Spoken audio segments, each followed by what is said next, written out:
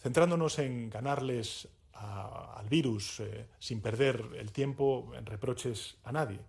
Por tanto, entre las dudas que persisten, debemos aferrarnos a determinadas certezas. Sabemos, por ejemplo, ahora que el estado de alarma ha funcionado, no solamente en España, sino también en otros muchos países que están acogiéndose a este instrumento jurídico. El estado de alarma ha funcionado y sabemos que sigue siendo necesario. Por eso, el Gobierno de España solicitará el próximo miércoles una nueva prórroga de otros 15 días al Congreso de los Diputados.